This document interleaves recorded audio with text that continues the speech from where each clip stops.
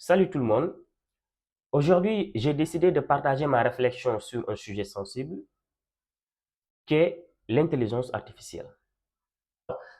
Ma question est de savoir quelle relation, du moins, quelle relation les Africains entretiennent-ils avec l'intelligence artificielle générative? Et quand nous parlons de l'intelligence artificielle générative, nous faisons référence à ChatGPT, nous faisons référence à DeepSeek, mais également aussi à ces autres formes d'intelligence artificielle développées. Alors, est-ce que nous entretenons un rapport où l'Africain est dans une dynamique de consommation? Est-ce que nous entretenons un rapport avec lequel les Africains sont dans une dynamique de coproduction? Ou bien est-ce que nous entretenons un rapport donc, avec lequel nous sommes plutôt dans une dynamique de construction? Ce que nous devons savoir, c'est qu'aujourd'hui, nous sommes dans ce que l'on appelle l'impérialisme numérique. Et c'est quoi l'impérialisme numérique?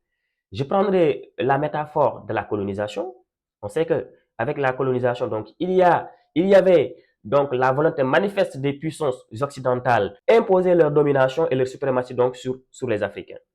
Alors, quand je parle de l'impérialisme numérique, bon, c'est plutôt dans ce sens, donc dans cette métaphore de la colonisation, avec cette métaphore de la colonisation. Donc, c'est lorsque donc des géants de la technologie donc développent donc des outils ou bien en tout cas des formes d'intelligence artificielle qui modifient notre rapport donc par rapport d'abord à la réalité, mais également aussi par rapport au monde. Aujourd'hui, les outils numériques ou bien les réseaux sociaux sont devenus quasiment notre seconde famille. C'est pourquoi on parle de hypersocialisation. Pour dire qu'en réalité, donc, nous sommes plongés dans un monde virtuel, dans un monde numérique qui parfois même modifie nos rapports par rapport aux autres, par rapport à la réalité, etc. etc.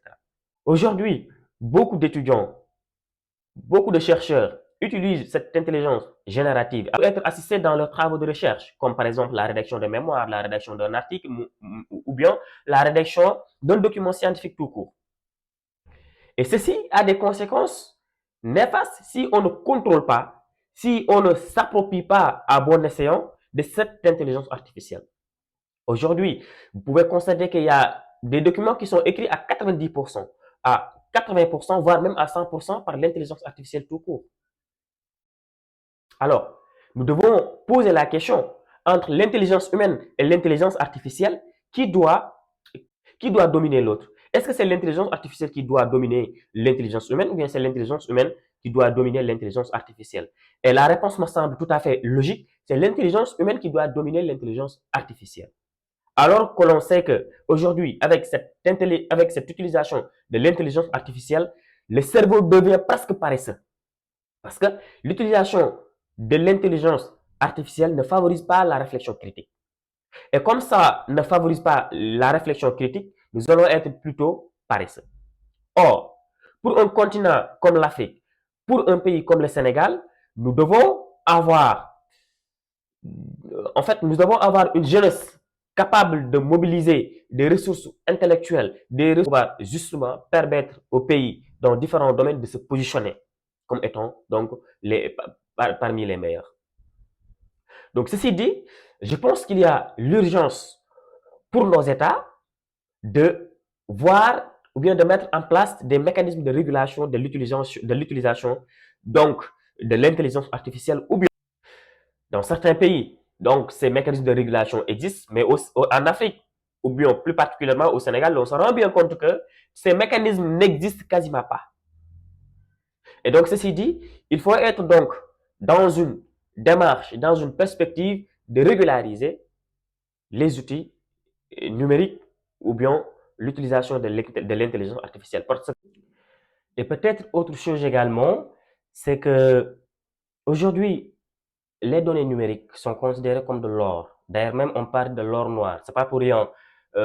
Des milliardaires, par exemple, comme Elon Musk, dépensent des milliards de dollars acheter, par exemple, un réseau social comme, par exemple, Twitter, actuellement nommé X.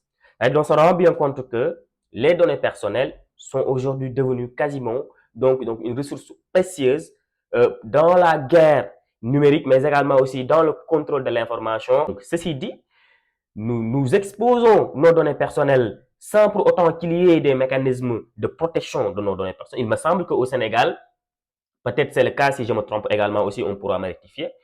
Mais il n'existe pas encore donc vraiment une loi qui va dans le sens de la protection de nos données personnelles. Toujours est-il que euh, donc l'utilisation de l'intelligence artificielle et des réseaux sociaux donc fait de nous des êtres consommateurs.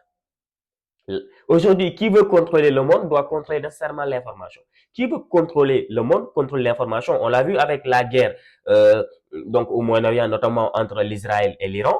Donc, les Israéliens ont eu la possibilité de bombarder des sites iraniens parce qu'ils ont eu à avoir des agents secrets donc, au niveau de l'Iran dans le territoire donc, iranien, ce qui leur a probablement permis après de savoir à telle heure et à tel lieu où se trouvaient les dirigeants donc de l'armée ou bien les hauts gradés de l'armée, etc.